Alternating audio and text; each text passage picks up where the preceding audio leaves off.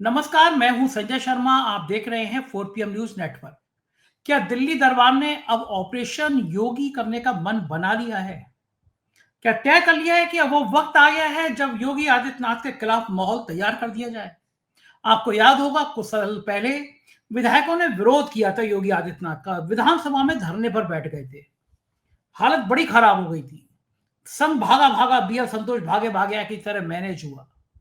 और अब दिल्ली दरबार ने उसी तरह का क्या एक प्लान तैयार किया कि विधायकों को सुलगाया जाए, विधायकों को गर्म किया जाए। बताइए, भारतीय जनता पार्टी का एक विधायक कह रहा है कि पुलिस ने उसके कपड़े फाड़ डाले।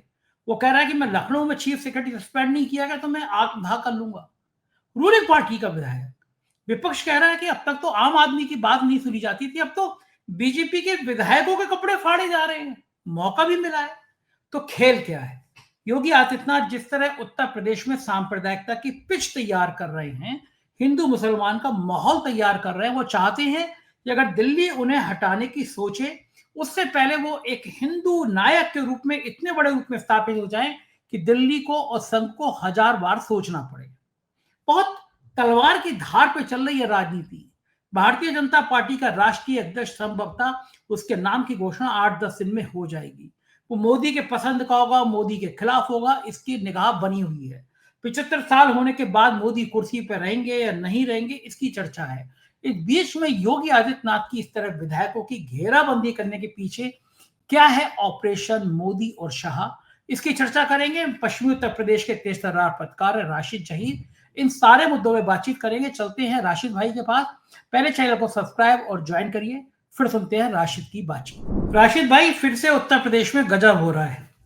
फिर आपको याद होगा, कुछ साल पहले उत्तर प्रदेश की विधानसभा में 150-200 विधायक बैठ गए थे योगी आदित्यनाथ के खिलाफ धरने पर। बड़ी मुश्किल से पसीने आ गए थे सरकार को। पहला बार ऐसा हुआ था कि अपनी ही सरकार में विधायक इकट्ठे होकर मुख्यमंत्री के खिलाफ बैठ गए। इधर दिल्ली में और लखनऊ में, दिल्ली दरबार और लखनऊ यूपी दरबार में जो चल रहा है वो किसी से छुपा नहीं। अमित शाह एक का बस चले तो एक दिन वो योगी आदित्यनाथ को मुख्यमंत्री ना रहने दें। मैंने बहुत दिन पहले वीडियो बनाया तो मैंने उसमें कहा था कि अमित शाह जी की या दिल्ली दरबार की रणनीति यही होगी कि जब योगी आदित्यनाथ को कमजोर करना है तो विधायकों का विरोध कराया जाए और योगी आदित्यनाथ से कहा जाए विधायक संभालो। अब योगी आदित्यनाथ जनता में तो लोकप्रिय है लेकिन विधायकों में लोकप्रिय नहीं है, सब जानते हैं। तो विधायकों की घेराबंदी करके फिर कहा जाए कि अब संभालो अपने विधायक, और विधायक योगी आदित्यनाथ संभाल नहीं पाएंगे, ये बात भी बिल्कुल तय है। और यही बात मैंने जो कही वो सामने आ रही है कि नंद किशोर गुर्जर, गाजियाबाद के विधायक है ना नंद किशोर गुर्जर, वो बैठ गए वहां पे धरने पे और पुलिस ने उनके कपड़े वपड़े फाड़ डाले, ऐसा आरोप है।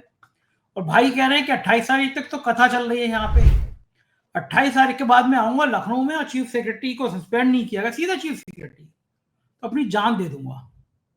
और वो जो विपक्ष का विधायक नहीं कह रहा अपनी जान दे दूंगा, ये सत्ता पक्ष का विधायक कह रहा है अपनी जान दे दूंगा। आपको समझ में आ रहा है खेल? क्या ये दिल्ली दरबार जो मैं कह रहा था वही हो रहा है कि योगी आदित्यनाथ की घेराबंदी शुरू हो रही है? एक विधायक रूलिंग पार्टी का कह रहा है कि मैं अपनी जान दे दूंगा, चीफ सेक्रेटरी सस्पेंड नहीं हुआ। पुलिस के ऊपर आरोप है कि पुलिस ने विधायक के कपड़े फाड़ डाले, बीजेपी के विधायक के। मतलब तस्वीरें ऐसी हैं जो बड़ा अजीब सा चित्र प्रस्तुत कर रही हैं उत्तर प्रदेश में। खेल क्या लग रहा है? आपकी पॉलिटिकल जानकारी बहुत दुरुस्त रहती है, पश्चिमी उत्तर प्रदेश का मामला है, आप जुड़े भी हैं वहां से, सीन क्या है? सर, पहली बात तो पूरा देश इस बात को जानता है कि भारतीय जनता पार्टी का कोई भी नेता अपनी लब कुशाई यानी कि अपने लब जब खोलता है जब कहीं से इशारा आता है, वरना सर हकीकत बात तो यह है, डर की वजह मानकर चलिए या सुशासन की वजह मानकर चलिए, भारतीय जनता पार्टी के नेता बहुत ज्यादा संयमित रहते हैं। नंद किशोर का ये जवाब, इसके अलावा मैं 2-3 नेताओं की और बात बताऊंगा आपको कि किस आदमी ने किस वक्त कैसी बात कब करनी है। ये जाहिर सी बात है, कहीं से चाबी भरी जाती है। वो जो आपने शुरुआत की सर, मैं उस जमाने का गवाह हूं। 150 विधायकों ने बाकायदा सिग्नेचर संतोष के सामने, वो अगर बीएल संतोष उस वक्त विद्रोह ना रोकते तो उस समय भी योगी आदित्यनाथ जी का पुलिंदा बांधने की कोशिश विधायकों के माध्यम से की थी।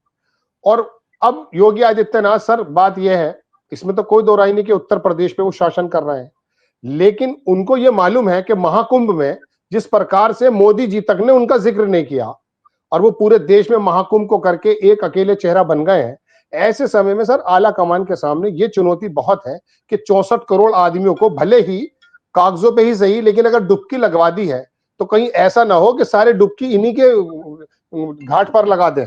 अगर इन्हीं के घाट पर डुबकी लगा दी गई तो सर आपको मालूम है कि 2029 में क्या होगा। वरना दो शब्द लोकसभा में जो आदमी महाकुंभ का बाकायदा शिल्पकार रहा, उसके बारे में अगर दो शब्द मोदी जी बोल देते तो कोई बुरा हो जाता क्या? लेकिन नहीं बोले। उन्होंने महाकुंभ का जिक्र किया लेकिन योगी आदित्यनाथ ने किया।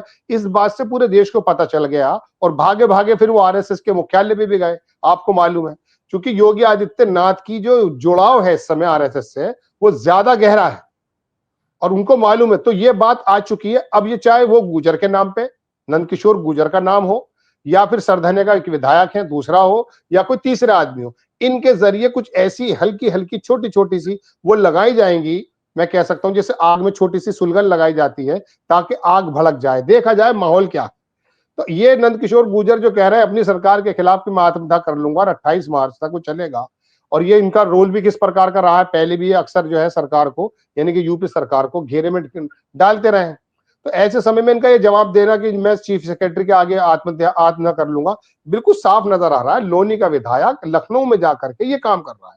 अरे लोनी से 4 किलोमीटर अमित शाह का घर है, आप वहां चले जाओ बॉर्डर कूद करके, देयर इज नो प्रॉब्लम। और जहां की आप बात करो तो है बॉर्डर, लोनी बॉर्डर जो है वो यही तो है। गाय का मसला हो, गौकशी का मसला हो, मुर्गे की दुकानें बंद करना हो, ये तमाम काम नंदकिशोर गुर्जर बाकायदा लॉ एंड ऑर्डर पर आवाज उठाते रहे और ये जताते रहे कि सब कुछ सही नहीं है। एक मर्तबा तो सर मैं आपको एक बात बताता हूं, वहां पर एक दरोगा इंस्पेक्टर था, उसका नाम मेरे जहन से निकल रहा है, मैं जानता हूं उसको। उस आदमी ने लोनी के इसी जगह क्षेत्र में 7 आदमियों के घुटने में गोली मारी और 7 आदमियों के घुटने में एक ही तरफ। उस वक्त भी ये जो है नरेश ये गुर्जर साहब जो है कूद कर आए और आकर बोले कि गौ रक्षकों की रक्षा तो मैं करूंगा और ये सरकार नहीं कर पा रही है, ये नहीं कर पा रही है। पता चला वो जो बंदा था जो एसओ था वो उनका रिश्तेदार था। कहने का मतलब, हालांकि वो त्यागी लगाता है मेरे ख्याल से अपने आगे, लेकिन मेरे कहने का मतलब आपस में कांटेक्ट थे, वो एक प्लान था। तो ये योगी आदित्यनाथ की सरकार को कहीं कहीं से चेक करने की कोशिश की जा रही है। अब समय यही है क्योंकि अब सब जगह शांति सी है थोड़ी, मतलब ये समझते हैं कोई चुनाव नहीं है, तो अब आकर के योगी आदित्यनाथ के जरा पेड़ को थोड़ा सा झड़ाया जाए, पता चले कितने पत्ते झड़कते हैं। लेकिन योगी आदित्यनाथ भी, एक बात मैं बता दूं सर आपको, अमिताभ बच्चन के लड़के की एक फिल्म आई थी गुरु, उसके अंदर अभिषेक बच्चन कचहरी में ये कहता है कि हमारी आपने एंट्री नहीं होनी थी बाजार में, हमने पैर अड़ा दिया दरवाजे में, अब आप हमें हटा नहीं सकते। तो सर योगी आदित्यनाथ ने पैर अड़ा रखा है बहुत जबरदस्त, वो अगली टर्म में बताऊंगा। जी सर। बिल्कुल ठीक बात है। पहले मैं अपने दर्शकों को सुनवाता हूं कि नंदकिशोर गुर्जर ने भारतीय जनता पार्टी के जो विधायक हैं उनका दर्द क्या है, उनकी पीड़ा क्या है, सुनिए और फिर बातचीत हम लोग आगे जारी रखें। बना दिया था। कथा के बाद मैं चुनौती देना चाहता हूं कि दिल्ली पुलिस को, चीफ सेक्रेटरी अगर तेरी माँ ने दूध पिलाया है कमिश्नर तेरी माँ ने दूध पिलाया है, तो कथा के बाद गाजियाबाद कहीं भी तय कर लेना, तेरी गोलियां होंगी, हमारे सीने होंगे, यहां से लेकर के 28 तारीख के बाद समय चीफ सेक्रेटरी का होगा, समय चीफ सेक्रेटरी का होगा।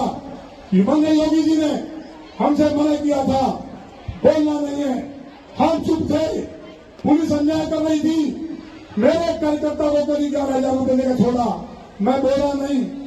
एक कार्यकर्ता को गांधी बोर्डर थाने के इंस्पेक्टर ने पैसे देकर छोड़ा, मैं बोला नहीं। हमारी बहन सरिता चौधरी, उसको दरिंदों ने मारपीट की, मैंने आवाज उठाई, योगी जी ने कहा मैं बोला नहीं। कब तक चुप रहेंगे? तो राशिद जी, आपने सुना ये नंदकिशोर गुर्जर कितने दुखी हैं, कितने व्यथित हैं, कितनी सीधे सीधे चुनौती दे रहे हैं, लेकिन विपक्ष को तो मजा आ रहा है। विपक्ष तो ये कहेगा कि आम आदमी की क्या सुनवाई होगी जब भारतीय जनता पार्टी के विधायक की सुनवाई नहीं हो रही है। भाजपा का विधायक कह रहा है मैं जान दे दूंगा। अब ऐसी स्थिति में सरकार की साख पे तो सवाल खड़ा होता है। और दूसरा बड़ा अहम मुद्दा ये है राशिद जी, क्या दिल्ली दरबार के इशारे के बिना, क्या मोदी और शाह की अनुमति के बिना, क्या मोदी और शाह के इशारे के बिना कोई भाजपा विधायक की उत्तर प्रदेश में इतनी हैसियत है कि वो योगी आदित्यनाथ पर सवाल उठा दे? क्या मानते हैं नंदकिशोर गुर्जर के पीछे क्या गुजरात लॉबी खड़ी है, क्या दिल्ली लॉबी खड़ी है? कौन भर रहा है नंदकिशोर गुर्जर या इस तरह के बाकी विधायकों को? सर एक बात पर गौर कीजिए कि गाजियाबाद के नरसिंह आनंद जी हो या मुजफ्फरनगर का हारा हुआ विधायक संगीत सोम हो या लोनी का जीता हुआ विधायक ये गुजर साहब हो, आप एक बात पर गौर कीजिए कि इसी पट्टी पे एक खास तरह के लोग अक्सर अपनी ही सरकार के खिलाफ क्यों आते हैं। चूंकि ये आला कमान की तरफ से लोगों का कहना है, हम तो सिर्फ कयास लगा सकते हैं या सुन सकते हैं, वो दरअसल विपक्ष के सामने भी एक ऐसा मुद्दा देना चाहते हैं कि उनसे कहना चाहते हैं हुश हुश, मतलब आप हो जाइए। यानी कि यहां राजनीति में कोई किसी का नहीं है। वो योगी आदित्यनाथ को डायरेक्टली ना करके किसी भी विधायक को और खास करके इस पट्टी के लोगों को इस तरह से कर देना, उनका मकसद सिर्फ इतना ही होता है कि आप थोड़ा सा योगी आदित्यनाथ को हिलाइए, चूंकि ये तो बहुत मजबूत होते जा रहे हैं, ये मजबूत इतने होते जा रहे हैं जैसे मैंने अभी पिछले वक्तव्य में आपके सामने कहा। तो ऐसा हो नहीं सकता। गुजर साहब जो है, नरेश गुजर साहब, ये लोनी के ही विधायक हैं, मतलब ये लखनऊ तक की अगर बात कर रहे हैं। कल आपने देखा संगीत सोम का वो बयान, संगीत सोम का बयान का मतलब क्या है, जब आप लॉ एंड ऑर्डर के मुताबिक सही चल रहा है, शासन ठीक ठाक चल रहा है, सब कुछ चंगा सी हो रहा है, योगी आदित्यनाथ अकेले काफी अपना हिंदुत्व को दिखाने के लिए, आप आकर के ऐसे बयान छोड़ेंगे जिससे अखिलेश यादव या कांग्रेस के नेता या मायावती के नेता, अगर उनके अंदर जान बची है तो वो लोग आकर के मैदान में आ जाएं और योगी आदित्यनाथ को घेराव करने लगे और केंद्र उसको आराम से देखने लगे और फिर कहेगा हम देख रहे हैं सब कुछ, कुछ भी कर रहे हैं। मैं फिर बता रहा हूं ना, ये काम होते रहेंगे सर जब तक ये 2027 के इलेक्शन होते हैं या आने वाले वक्त में। तो योगी आदित्यनाथ को तो जाहिर सी बात है सर, वो समर्थन नहीं मिल पाता। इसके तो बारे में देश के बड़े बड़े पत्रकार इस बारे में डिस्कशन कर रहे थे सर कि मोदी जी 11 वर्षों में कभी वहां पहुंचे नहीं। बल्कि एक सर मैं आपको बात बताता हूं कि मोहन भागवत ने एक मर्तबा खुद ये कहा, 3-4 साल पुरानी बात है, वो मुंबई में काम करता था जब, कि जब भी महाराष्ट्र में मोदी जी आए तो उन्हें नागपुर आना चाहिए। तो मोदी जी ने उसमें यह कहा कि मैं 2 साल बड़ा हूं मोहन भागवत से, तो लिहाजा वो आ जाए मुझसे मिलने, मैं नहीं जा पाऊंगा। ऐसी क्या स्थिति हो गई है कि खास उस दिन जब हिंदू वर्ष शुरू होने जा रहा है और वो वहां पर जो है, कौन सा आश्रम कहते हैं, ऋषभ आश्रम है क्या कहते हैं उसको, वहां पर वो जा रहे हैं, उनको मालूम पड़ गया स्थिति डामाडोल है। हरियाणा हो या मध्य मुंबई महाराष्ट्र या दूसरी जगह दिल्ली, वहां ये जाहिर कर दिया आरएसएस ने कि दरअसल जिताने वाले हम लोग हैं। एक खबर के मुताबिक 50,000, एक खबर के मुताबिक 1.5 लाख। ड्राइंग रूम बैठक, सुबह ही सुबह शाखा से लोग निकले 4, 6, 8 और उन्होंने जाकर के संजय सर जी का दरवाजा खटखटाया, वहां चाय पी और बात की। ड्राइंग रूम बैठक, बताइए कोई सुन सकता है? कितने एलिट क्लास में काम कर रहे हैं। तो ये लोग ये कहते हैं हम ही जिता रहे हैं। अब मोदी जी को भी दिखाई दे गया कि अगर ये जिता रहे हैं, भाजपा अध्यक्ष भी ये तय करेंगे, तो 2029 में मेरी भी जो है थोड़ी डामाडोल स्थिति, तो ऐसे में क्या करें? अब अगला ही नाम आता कि योगी जी की बड़ी जबरदस्त पोजीशन है आरएसएस में, वो पसंद करती है उनको हिंदुत्व के चेहरे के मुताबिक। तो अब उन्होंने बैठ के सिर जोड़ा और क्या है कि इसको तो थोड़ा हिलाओ। तो सर ये ऐसा नहीं हो सकता कि ये आकर के कपड़े, अब बताइए वो दरोगा ये कह रहा कि मेरे साथ बहुत ज्यादा अभद्रता की है, मुझे ऐसा है, उसने कहा मेरे साथ बदतमीजी की, और सर ये करते भी हैं। इस आदमी का वहां पर इस तरह का वर्चस्व चलता है कि ये वहां पर जाके बेलगाम आदमी है, तो वहां ये काम भी ऐसा करता है, इसमें कोई दो राय नहीं। लेकिन अब आकर के सीधे लखनऊ की बात कह देना, तो ये तो कोई भी आदमी समझ सकता कि लखनऊ में क्यों आ रहे हैं, ये मकसद क्या है योगी जी के सामने वो बार बार। अच्छा ये एक बार नहीं हुआ, ये मैंने आपको पहले ही बताया, ये हर बार करते हैं। कभी मुर्गे की दुकानें बंद लेकर के शासन को क्या घेरते हैं, कभी गौरक्षा के नाम पे घेरते हैं सर। ये तो जाहिर सी बात है कि योगी आदित्यनाथ को कमजोर करने की या उनको हिलाने की बात है। लेकिन ये सिर्फ ऐसा है कि जैसे नदी के अंदर कंकड़ मार के देखा जाता है कि गहराई कितनी है। जी राशि भाई, योगी आदित्यनाथ भी कम नहीं है। उन्होंने भी देखा कि कुंभ के बाद जब दिल्ली उनकी घेराबंदी कर रही है, कुंभ में जो भगदड़ मची थी, उनके मरने वालों की संख्या नहीं बता रहे थे, सबसे पहले हम लोगों ने बताया। तो योगी का ट्वीट आया नहीं, मोदी जी का ट्वीट पहले आ गया श्रद्धांजलि देने के लिए। और जैसे आपने बताया कि लोकसभा में उन्होंने, मोदी जी ने योगी का नाम नहीं लिया। इसका मतलब तलवारें तो दोनों तरफ से खिंच गई हैं। मामला तो अब आर पार के स्थिति में आ गया है कि या तो इधर की होगी या उधर की होगी। तो इस बीच में जो सांप्रदायिकता का माहौल तैयार किया जा रहा है, कभी संभल में मजार को लेकर, कभी संभल में मस्जिद की रंगाई पुताई को लेकर, ये जो प्रदेश में अचानक रोज सुबह उठती हैं तो सनातन धर्म खतरे में पड़ा होता है, बाकी कोई मुद्दा नहीं होता है, लेकिन सनातन धर्म खतरे में आ जाता है।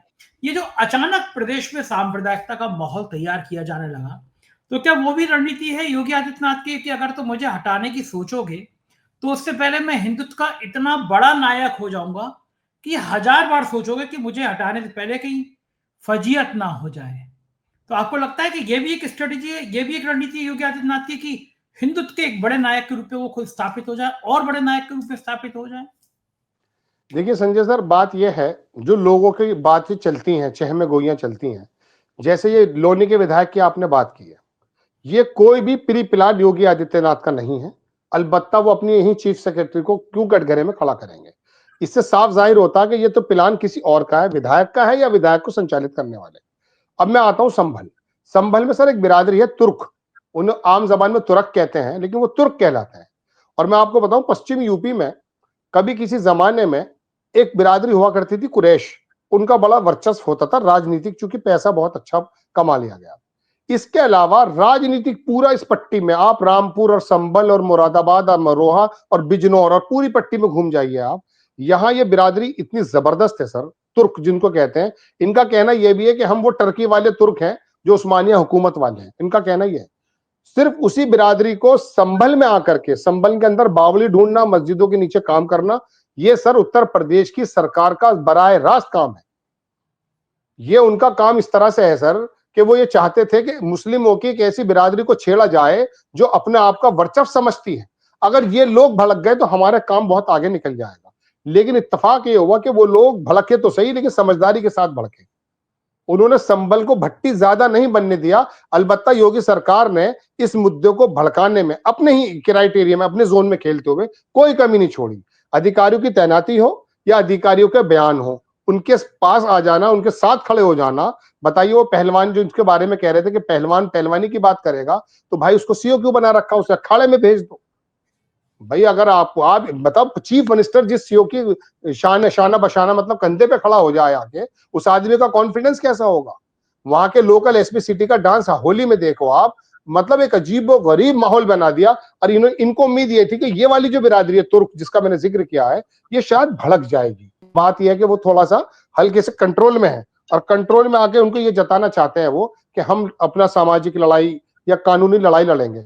ये वाला मुद्दा जो भड़का रखा है तो सर काल की पीठ है, तमाम चीजें ये तो योगी आदित्यनाथ के प्रशासन के माध्यम से ही भड़का हुआ है, जिससे उनको यही मालूम है कि ये धीरे धीरे धीरे धीरे, अलबत्ता ये जो छोटे छोटे जो मैं कह सकता हूँ टूल्स हैं, योगी आदित्यनाथ के भड़काए हुए नहीं है, क्योंकि वो तो बहुत सिस्टमेटिक तरीके से धर्म से जोड़ करके अपना कोई काम करते हैं।